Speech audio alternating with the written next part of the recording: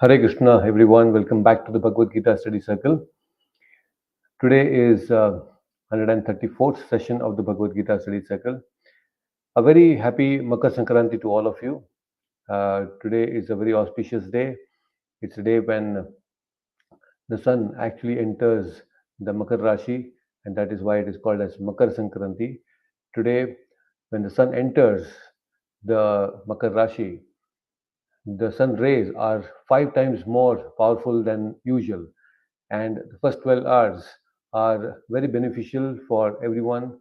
So Makar Sankranti is a day when you actually have to step outside the home and take some sunlight. So very auspicious. It's also a day when we all, in as per the Indian tradition and culture, we distribute the sesame seeds, till and good, the jaggery, so that it is very beneficial even from the point of view of health, because this is a cold season, and that's how there is that skin that gets dry. So when we actually take the amsha of oil, then the skin gets nourished. So there are many wonderful reasons. I think we will discuss about that a little later, but then it's a very wonderful day for all of us to start and begin our spiritual life, give a new beginning to our spiritual life, so that this coming year we become even more serious in our sadhana. Right? So uh, let us begin with the pranam mantras as usual. Today being Makar Sankranti, some of you will join a little late, but then let us begin with the pranam mantras. The prayers will be displayed on the screen, so kindly join your palms and you can all chant along with me the pranam mantras.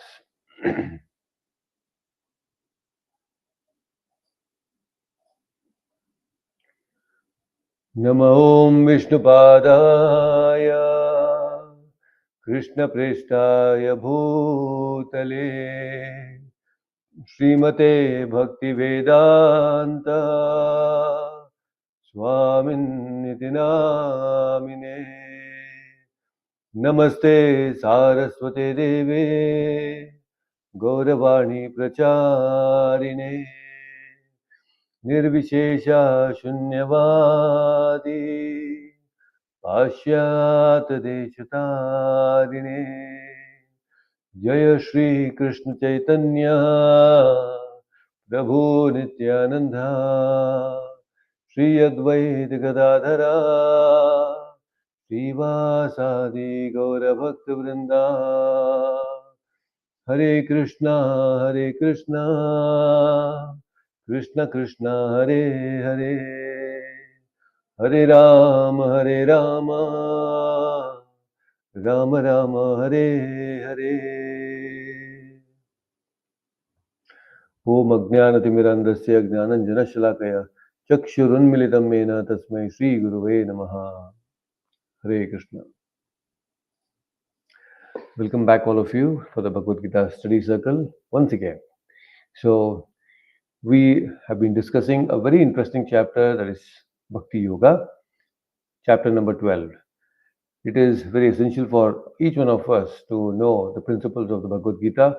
Very wonderfully, Krishna is explaining the qualities of a devotee, those qualities which are very dear to Krishna.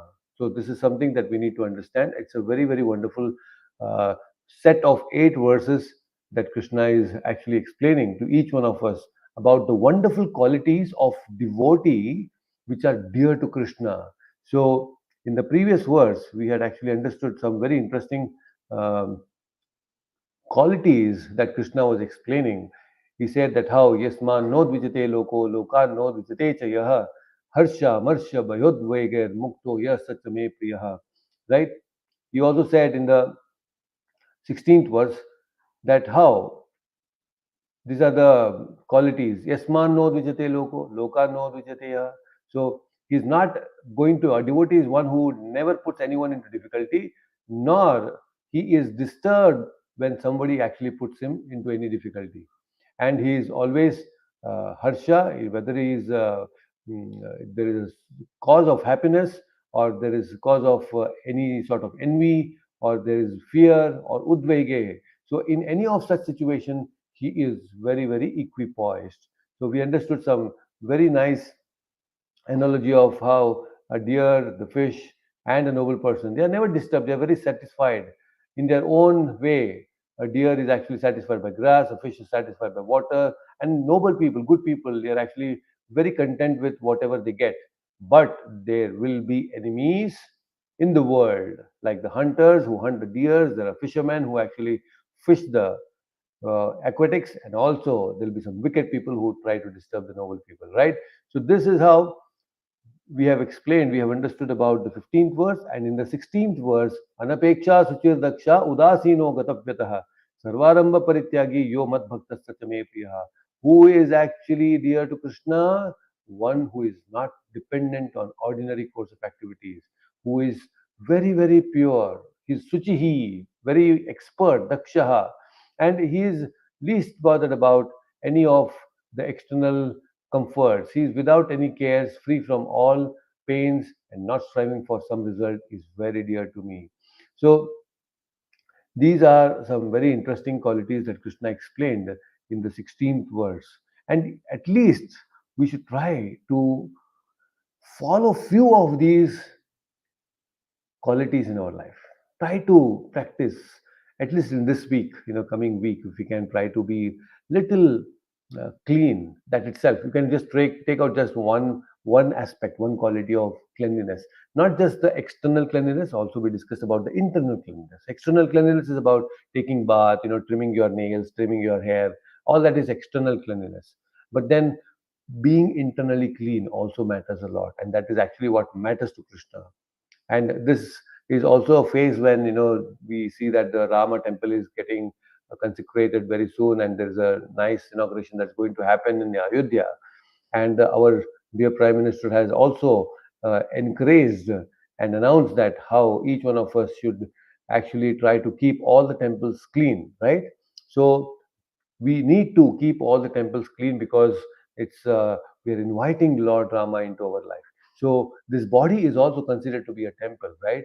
So this body is a temple, and we need to invite Lord Rama into our hearts. And for that, we need to clean this body externally and internally. So both are important. So at least in this week, if we can follow the principle of cleanliness, try to acquire that quality of cleanliness, that's amazing thing, right? So that is one of the aspect, but there can be many other qualities that Krishna says that which are dear to him. So from verse number 13 to verse number 28 verses, Krishna is actually speaking about all the wonderful qualities which are dear to him. So we as practicing devotees should try to acquire those qualities. So today we will actually cover one verse, just one verse, and we'll try to dive a little deep into it and understand what are the another set of qualities that are dear to Krishna. And that is verse number 17 for today. So let me chant this verse by myself. Very important, very nice verse. Verse number 17. यो न रिष्यति न द्वेष्टि न शोचति न कांक्षति शुभाशुभ परित्यागी भक्तिमान यः स मे प्रियः. So, in most of these words, Krishna is actually ending with saying that Bhaktiman yes Same Priyaha, Same Priyaha, Same Priyaha. He is constantly saying this because these qualities are very dear to me. See, when we want to please someone, we need to actually acquire the qualities which are likable by them. So Krishna is saying, I like these qualities in a devotee, and we want to please Krishna. So we should adopt and try to acquire these qualities. So let us try to understand these qualities. Let's read the translation. One who neither rejoices nor grieves, who neither laments nor desires, and who renounces both auspicious and inauspicious things, such a devotee is very dear to him. So Krishna is saying that how that these are some qualities which are dear to him. Na rishyati. So see, these are some nice five qualities Krishna is explaining in this. So they are na rishyati. Rishyati means we get overjoyed when we get something that which we like. You like nice rasgulla. You like to eat rasgulla, and when you get that rasgulla, you or we all of us, we become very happy. We become overjoyed sometimes when we get not just one rasgulla. There are about five rasgullas. Then yes, there is a tendency. There is a very strong reason for us to be joyful, right? Because we got something that we like, which is very dear to us. Krishna is saying, "No rishyati." A devotee is someone who never is overjoyed because there is some sort of liking that he has got, something of his liking that he has got. So he never becomes like that. Na rishyati. Very, very important. This is a very important quality that we should know. So many times in our life, there are certain situations which force us to be equipoised. Happiness and distress are constantly there. There is a cause of happiness, there is a cause of distress. Na dveshti. So na rishyati, na dveshti. A devotee is supposed to always act. A devotee always acts nicely in such a way that he pleases the Lord. He never expects any results. He never does anything for his own satisfaction.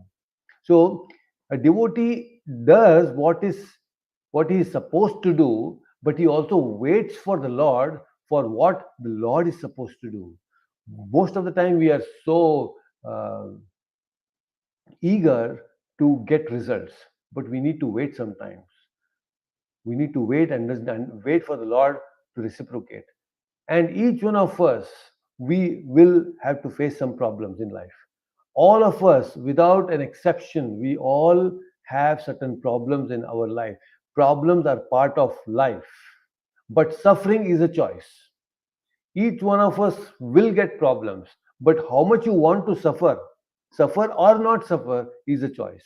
So many times when problems come, most people, they get into some sort of trauma, and they just cannot come out of it, and they make that problem as their life. So that's your choice, but that is not what defines us, right? Problems do not define us. We have many wonderful qualities also. So those who are spiritual in nature, they actually, they focus on what is positive, they focus on what is spiritual, and they let go of these unwanted things, and then they wait and perform their activities, and then they wait also for the Lord to reciprocate. So in when they are having this kind of a mindset, na rishyati na dveshti, they are not really very overjoyed when they get something which is very, very dear to them. Neither they are actually disturbed when they get something which is very unpleasant to them or to their mind. So that is how a devotee balances between all the happiness and distress. The best example is Srivasa Thakur. In Chaitanya Leela, we have this wonderful devotee, Srivasa Thakur. Now, every day Chaitanya Mahaprabhu, and the associates, they all used to go to Srivas Thakur's house. It is called Srivas Angan. Even now, when we go to Mayapur, in Mayapur, there is Srivas Angan, and every day there used to be amazing kirtans there. Chaitanya Mahaprabhu personally used to sing and perform a lot of kirtan. And when this kirtan used to happen, everybody used to sing and dance loudly and very vigorously. It so happened that one day, Srivas Thakur, he started hearing some, women wailing loudly at his home. I mean, the kirtan is on, and Chaitanya Mahaprabhu is there. Everybody is there doing kirtan, and suddenly some women are crying and wailing. So he actually goes inside and sees that Srivasa Thakur's own son has passed away. Just a 12-year-old boy, but he's dead, lying dead there. And then Srivas Thakur, he looks at all these ladies who are so vehemently crying, they are crying so loudly. He tells all of them, please don't cry loudly, don't make much noise. Cry, but don't cry loudly. See, the ladies are like, what? All these women, they are so much distressed because of the child, Srivas Thakur's own son, has passed away. But then here, there is this particular devotee, Srivas Thakur, who is saying that do not cry. They're all like, why are you saying this? Do not cry. Then Srivas Thakur says, that outside Chaitanya Mahaprabhu is performing kirtan, and that kirtan should not get disturbed. So you please cry, but cry without making noise. And then he leaves them and then goes back and joins the kirtan party, and the kirtan continues. You just see the kind of uh, the nature of a devotee who is so detached and equipoised. There is happiness because there is kirtan going on every day, and there is distress because here there is his own son who is dead, and he is completely equipoised. He is neither elated when the kirtan was continuously going for so many days every day, and neither he is actually disturbed when his own son is dead lying there. And then kirtan gets over, and Chaitanya Mahaprabhu later gets to know that Srivasa, actually his son is dead and he's still participating in the kirtan. And then why didn't he inform? Because he didn't want to disturb the kirtans. Chaitanya Mahaprabhu was so pleased by this very special act of Srivas Thakur that Chaitanya Mahaprabhu, he goes to this child who was dead, and actually, because he is Lord himself, none other than Lord, he brings back the boy again back to life. Chaitanya Mahaprabhu does that. So it doesn't mean that now the boy is again alive and Srivas Thakur is again very jubilant. No, he was equipoised in all the situations. So the point here is, in each one of our lives, we all will come or face certain circumstances which actually will be very disturbing and sometimes so overjoyed. Some people, they become so joyful, overjoyed just by looking at one uh, ice cream. They get an ice cream because they like so much. They eat the ice cream and they're like, oh, it's like that for them. They become so overjoyed. Some people, they get a free movie ticket and they feel like they're flying in the sky and they want to jump off the balcony. That kind of people are there. So there are people like that. You become so overly joyful for something which is so material actually. So a devotee never gets uh, overjoyed by some material gain. Neither he actually is disturbed by something which is uh, by losing something which is material. So this is the nature of a devotee. In Bhagavad Gita, also in the previous, in the sixth chapter, we had understood in one of the words, yam labdva chaparam labam manyate nadikam tataha yasmin sthito na dukkhena gurunapi vichalyate. What does it mean? A yogi is actually who is in the perfect stage of samadhi. A yogi who is fully situated in samadhi, who has completely restrained his material sense activities and is completely situated in yoga. Yoga means he's in connection with the Lord, and he is completely satisfied within himself. He doesn't need anything that is external. His happiness is boundless. So when that kind of a realization comes, when this kind of a situation we achieve, in that position, one is never shaken. Even in the midst of greatest difficulty, we are very equipoised. We never become distressed. So this is true freedom. The true freedom of miseries, if it comes, miseries come when there is contact with material nature. Mostly the problems are because when we come in contact with material nature. But when we detach ourselves from the material nature, that is including this body, automatically we become free from all distress. We become completely happy. This is what it is. It's very, very important. We should know and understand that this is something that we should try to detach ourselves. So that Krishna is saying a yogi is such a person that he is never disturbed. He is never disturbed by all these external things. And there is also a very beautiful verse which I want to share with all of you. It is in the Srimad Bhagavatam. It is said that how,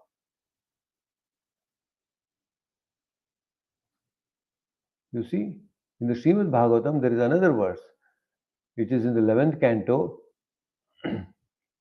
It says that na parmeshtyam na mahendryam dishyam na sarvabhaumam na rasadhipatyam na yoga siddhir apunarbhavam va Mai arpita mechati madvinanya vinanyat.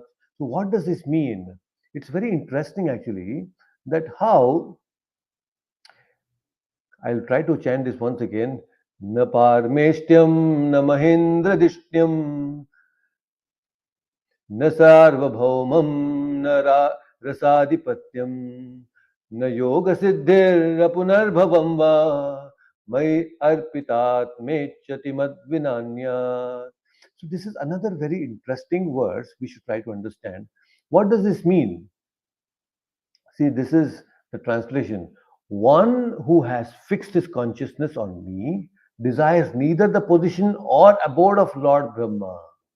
So wonderful it is. Just see, please try to understand.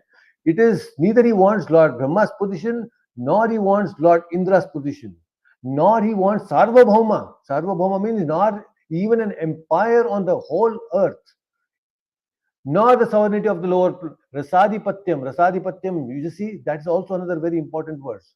He doesn't want to rule over the lower planetary systems, nor he wants the Siddhi over the eightfold perfections of yoga.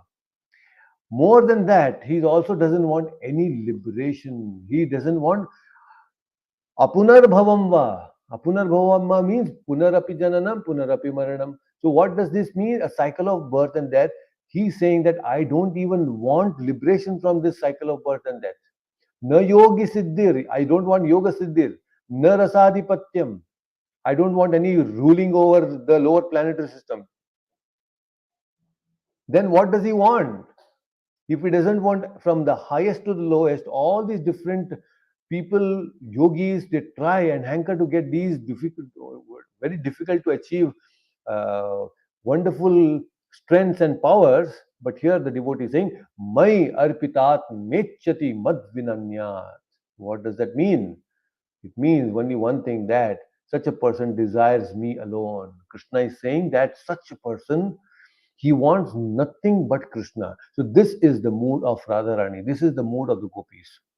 They don't need anyone or anything or any position for becoming happy. They are truly, completely situated in themselves, and that gives them that happiness.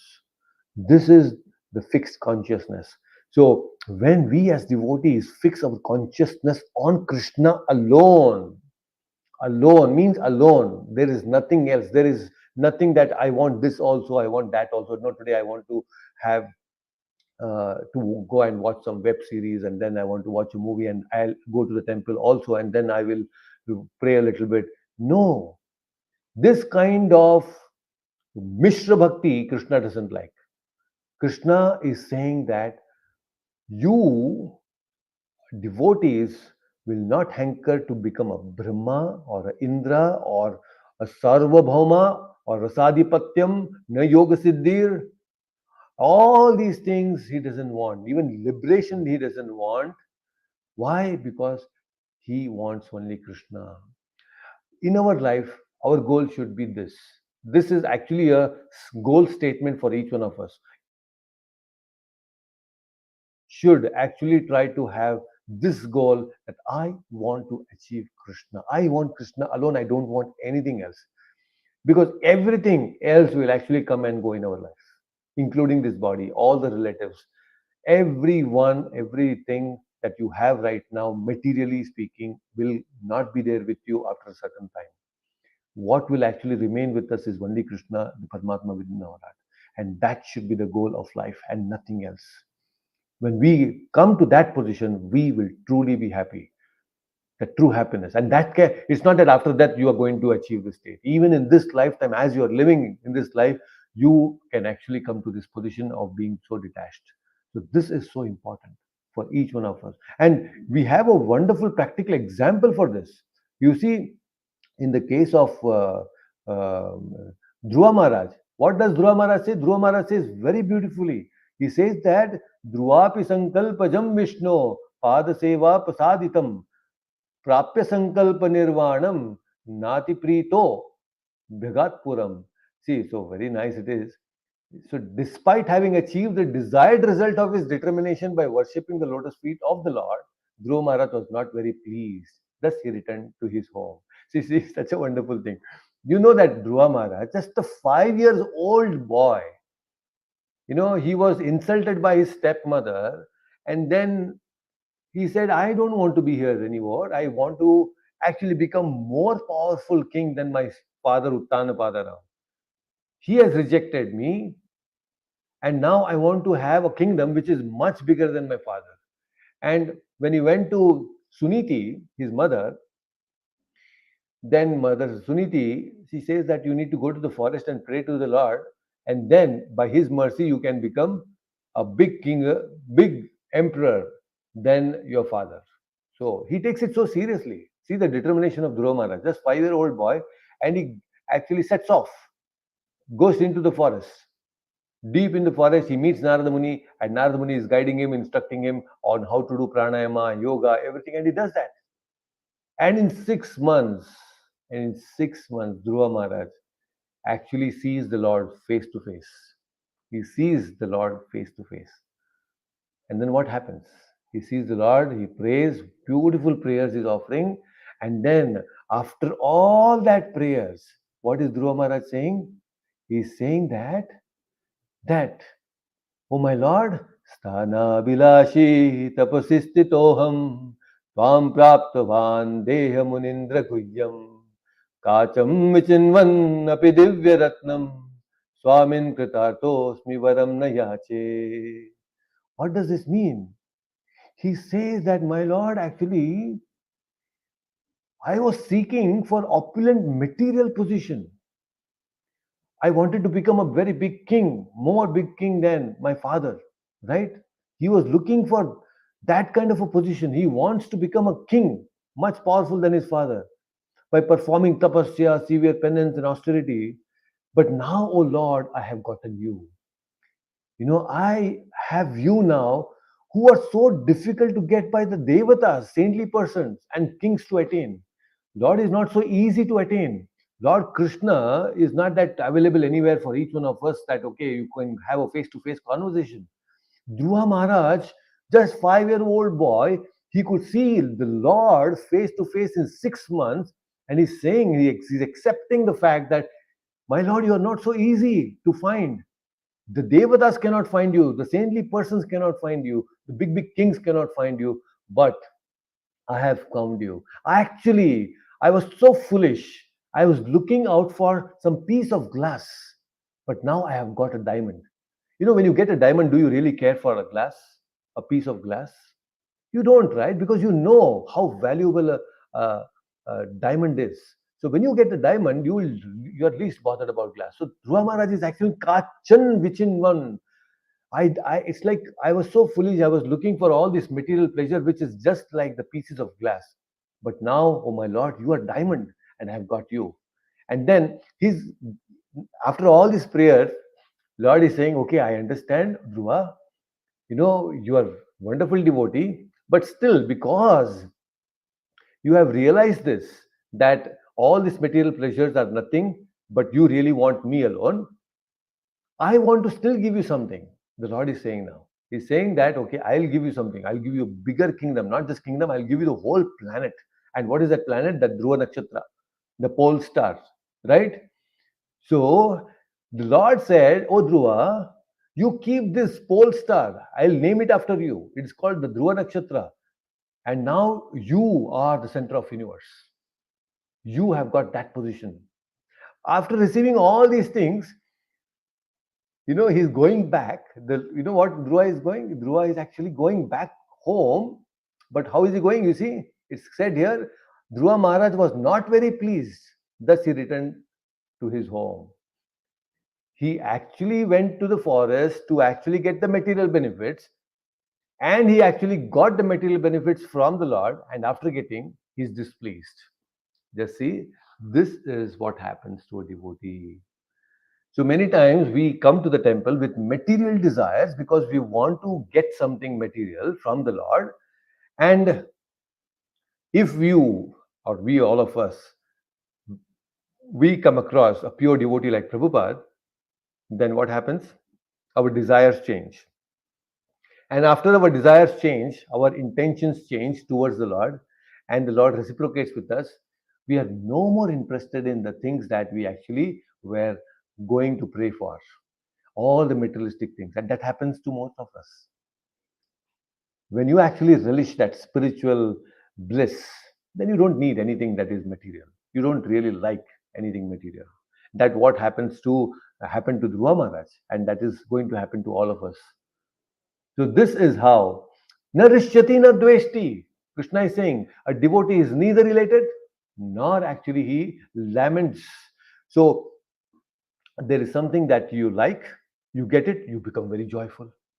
There is something that you don't like, and you don't get it, you are very happy that time also. So you don't like something, you know, you don't like Karela, and you don't get that Karela, you are so happy, right? You become very joyful. You like Rasgulla and you get Rasgulla, you are so happy, isn't it? So our joy is what? Our joy is dependent on that Rasgulla, that Karela, so external. Our joy is based on so much external things. And similarly, our dveshti means grief, pain, is also what? Oh, I got something which is something that I don't like. You don't like Karela, but you get it. Oh, you become so distressed. And you actually like Rasgulla and you don't get that. Then also there is a problem. See how our happiness and distress is depend. So, na rishyati, na dveshti. A devotee is never disturbed by any of these things. That is a devotee. So, then what? Then it is also said, na rishyati, na dveshti. Na sochati, na kangshati. Sochati means what?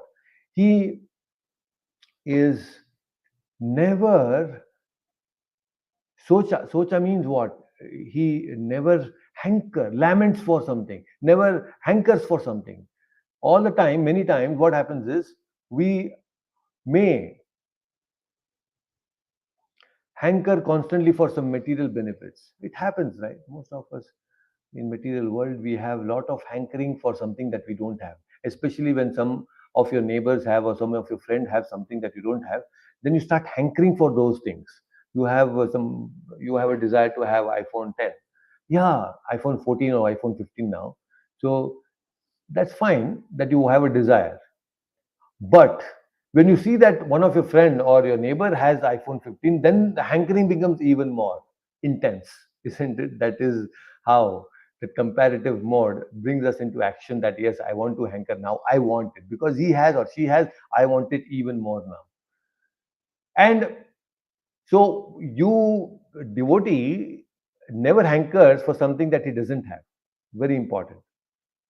And he also is not lamenting. Na sochati na kangshati. He has something which is very dear to him and he loses that. He doesn't become disturbed. Just like I told you about the Srivas Thakur, his own son, he is so dear to him. Everybody is, they have that affection towards children, and the child is gone, is dead, and Srivas Thakur is still undisturbed. You just see, he is not lamenting that, oh, I lost my dear son. He is not lamenting that, oh, I lost my car. A devotee never laments that, okay, I lost my some valuable jewel. No, we don't lament like that. Devotees are detached from all the sensual pleasures, the mental pleasures. So, this is very crucial for spiritual progress. This kind of attitude, this kind of mood is very important for a devotee. Then we make spiritual progress. If we are constantly having interests in material things, then we actually slowly go away from spiritual progress. We don't really taste the juice of spirituality. So we need to have attachment to spiritual things, and this joy, sorrow that comes through material contacts will not disturb us any further. So a devotee should never lament. Why a devotee never laments? Because there is a reason. Why? The reason is very clear. Because a devotee is tasting something higher. See, you are actually day by day, you are simply drinking that Karela juice. Again and again, I'm using that Karela example. You are drinking the Karela juice every day. You get so bored. But then suddenly you start getting wonderful Alfonso mango juice. You know how wonderful it is, the kind of taste that it gives you so much of joy. So when you are getting so much of Alfonso mango juice or milkshake, and there is Karela next to you, will you even go there to look at that Karela? You will say, no, I don't want Karela juice, I want mango juice now. Isn't it? Because you got something which is of higher taste, amazing, that relishable mango juice of Alfonso mangoes, then why will you go for something that is like Karela? You don't want to go for that Karela. Although Karela is healthy, but I'm just saying, when you get something higher in taste, you will automatically give up the lower taste. Right? Krishna says in the Bhagavad Gita, he says in the second chapter, 59th verse, what did he say? Vishaya vinivartante niraharasya deyinaha rasavarjam rasopyasya param drishtva nivartate. Rasovarjam rasopyasya. Rasavarjam rasopyasya. What does that mean? So when a devotee gets a higher pleasure, automatically you will give up lower pleasures. So each one of us in our own life, you know, in some of the times we used to be enjoying some type of intoxications, you know, wine and whiskey and beers and whatnot. And some people are so addicted to non-vegetarian food. You know, to some extent, we all have enjoyed all those things, vegetarian, non-vegetarian food and wine and beer and whatnot, all those things. But some people were hooked on to smoking, all those things. Drugs, of course, nowadays is becoming very popular. Earlier, it was not so much. So people were so much addicted to all of these things. But when you actually came into Krishna consciousness, when you accepted the principles of the Bhagavad Gita, when you started getting that higher pleasure, rasavarjam rasopyasya, then automatically you gave up the lower pleasures. You feel, oh, what is this? There is nothing here. There is something so nonsense. I don't want it, isn't it? So that is a devotee. A devotee should always be like that. It is so wonderful, right? So there is something very important that this verse is trying to tell us. It is telling that behind each of our desires and emotions, there are very deep rooted um, factors which actually uh, make us think in a certain way. Each one of us, we should try to understand that there are certain things. If we can realign our inner desires, then automatically the way to happiness becomes very clear to us. There is a very beautiful analogy that uh, I just wanted to show to all of you also. You see, this is now there is a candle. You know, there is pitch dark room. When there is darkness, when there is darkness in a room and absolute darkness, you are not able to see anything. When there is darkness, the very first thought that comes to you is there is a desire to light a lamp. When there is darkness, the very first thing that you want to do is you want to light a lamp. And when you light a lamp, what happens is lighting a lamp gives you joy. Yes, now I can see something in the room, the dark room. Oh, my table is here, my book is here, my mobile phone is here. Something of that sort happens. So when there is light, it gives you joy, right? And if somebody comes and actually tries to put off that lamp, that candle, then blowing of then what happens? That makes you wasty, or sorry, not makes envious. It actually makes you very distressed. Somebody is trying to put off. So rishyati means what? It gives you joy when actually the candle is lit, and somebody is trying to put it off. Then what happens? Dveshti means it gives you distress. Then when that lamp, that candle is put off, then you again start thinking, there is a thought of lighting the lamp again. Then how do I actually light the lamp now? The candle was there, but now how do I again ignite it again back? Then there is chinta, then there is anxiety, there is that sochati. So see, there is rishyati, there is dveshti, then there is sochati. All these different things are happening to us. There is a desire, there is a desire to be joyful, then there is a desire to, there is a tendency to become distressed, and also there is anxiety to how do I light the lamp again. All these different things are happening, these different vikaras are happening just because of one thing. What is that? Darkness. When there is darkness in our life, we have these different vikaras in our life. When there is andhakara, in that andhakara, darkness, all these different types of desires come. Yes, now my life is in darkness. When we're in darkness, what do we want? We want some light. And what is that light? The advertisement will tell you, oh, come on, eat this wonderful magnum ice cream, and then you see, you will become very happy. So other advertisement will, you wear this dress, you will become so happy. You wear this jewelry, you will become so happy. So what happens? We are in actually darkness, which is not very happy situation. But then there is someone who gives you that temptation. Then you start getting desires, that yes, I want to get jewelry, I want to get a certain ice cream, I want to get something. The desire comes, and because of that desire, what is next thing? Somebody actually gives that magnum ice cream. When somebody gives you that magnum ice cream you desired for, you become joyful.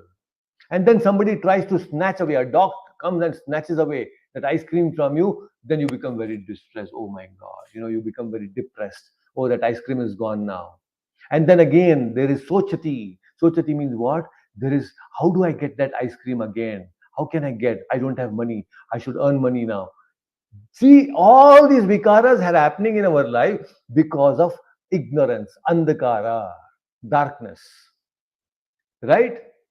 And somebody is trying to show us a little candle in the darkness and trying to tempt us, and we are constantly going through different types of vikaras in this body, in this mind.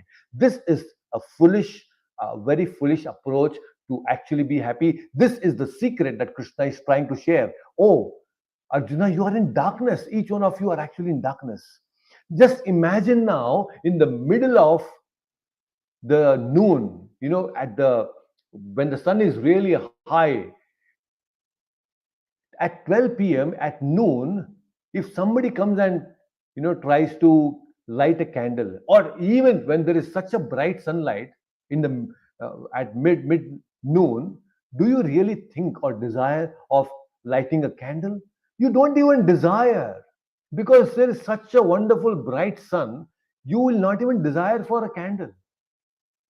Then if somebody even lights a candle in the mid afternoon, do you think that you'll become very joyful? No, it makes no sense to you, because already there is such a wonderful sunlight that is coming. A little candle will not give you joy, right?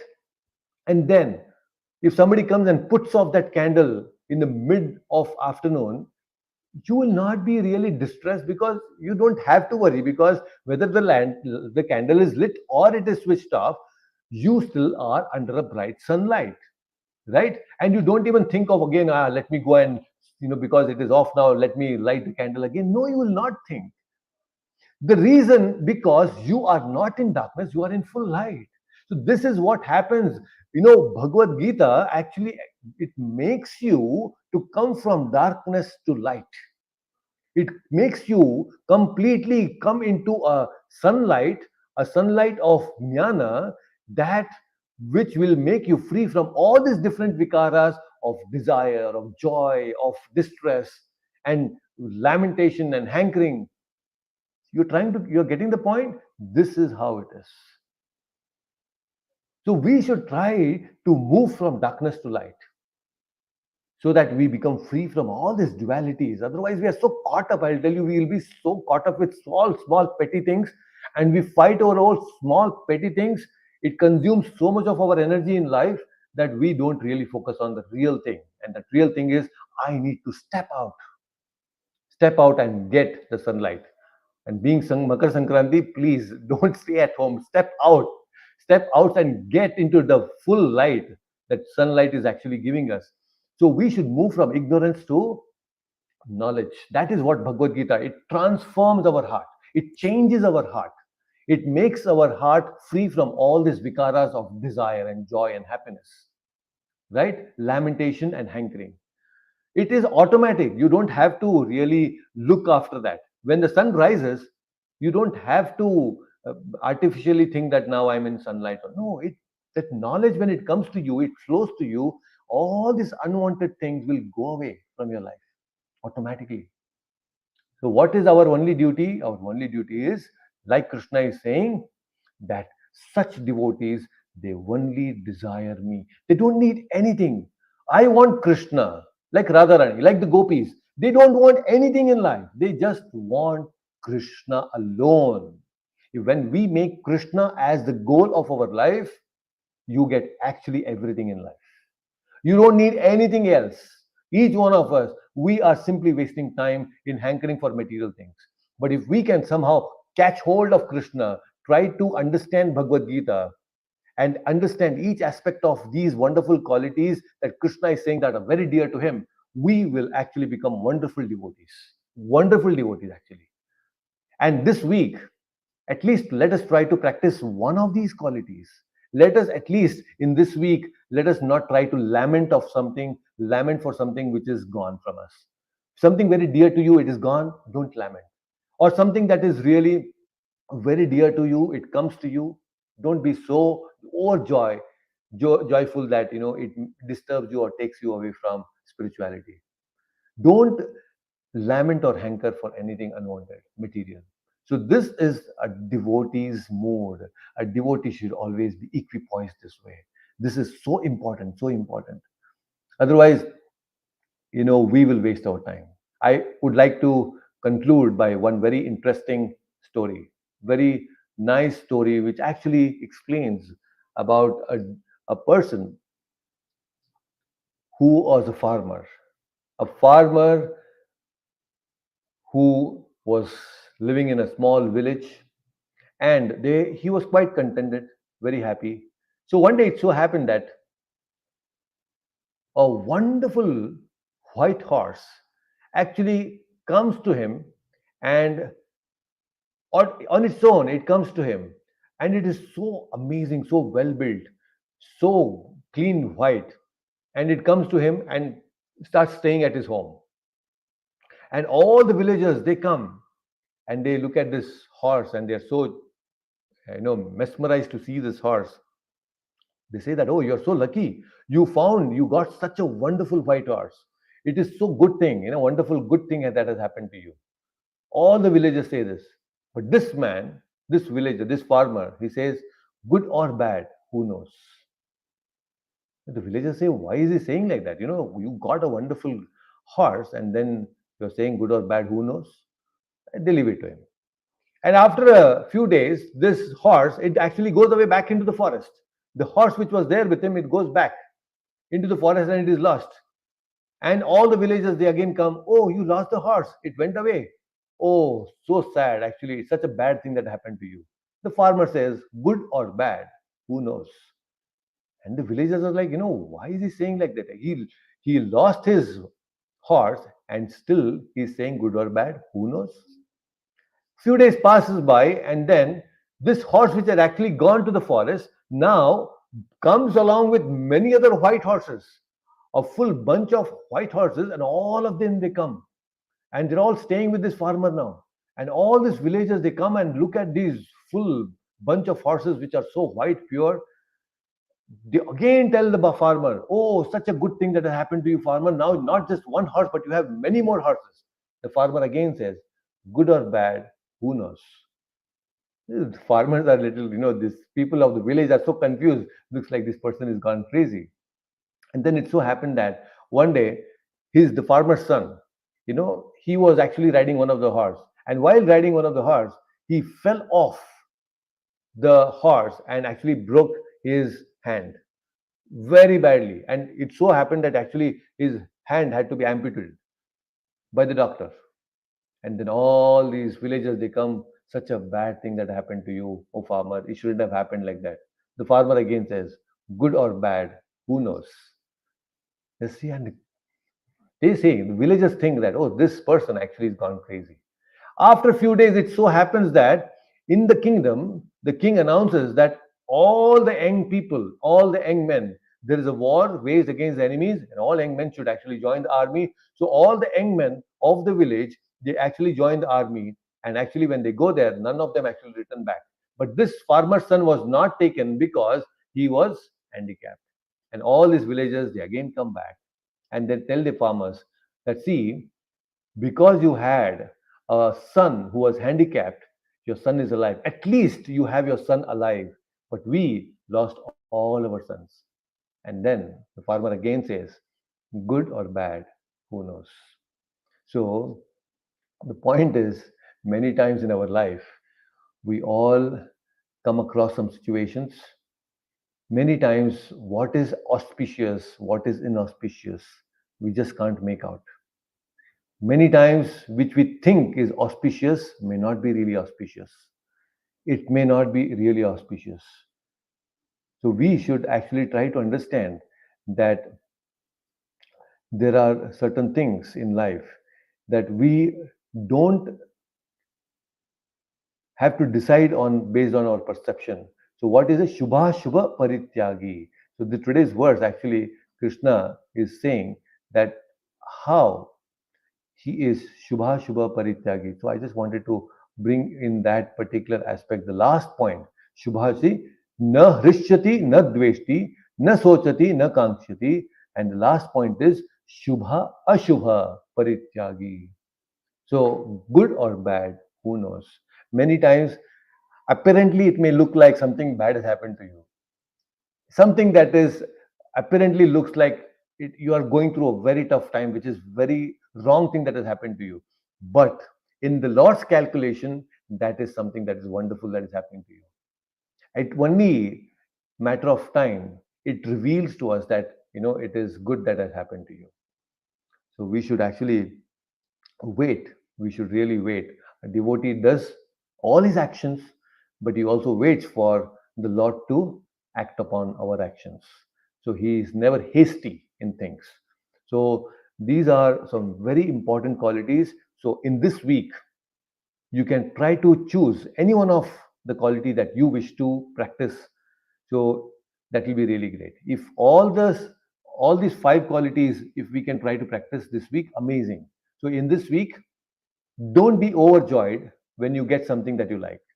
Neither you become very distressed when, especially, you lose something that is very dear to you. You dropped your mobile and it became a scrap. Don't worry. You don't have to become distressed. Na sochati. Don't try to be so morose because you didn't get something that you desire. Neither na kankshati. Don't lament for something that you lost something, right? And Shubha Shubha Parityagi, whether you get something auspicious or inauspicious, be equipoised. It's tough, but it is possible. Because Krishna is saying, if this can be achieved, if you can do this at least for a week, if you can practice, I think Krishna will be pleased, and probably when he is pleased, he will give you even more strength to practice this not just for a week, but for our whole lifetime. So, this is how we should try to actually acquire these qualities step by step, one by one, and please Krishna. And this will actually make us happy. So, we have discussed today one verse, that is 12.17. So 18, 19 are together, and 20. So in the next session, we will be completing these uh, all these different qualities and also chapter 12. So next session will be the last session for chapter 12, hopefully.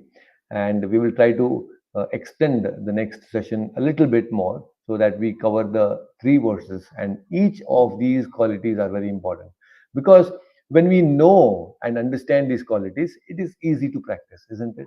So, especially today, the analogy of the darkness, it is so striking, it is so wonderful.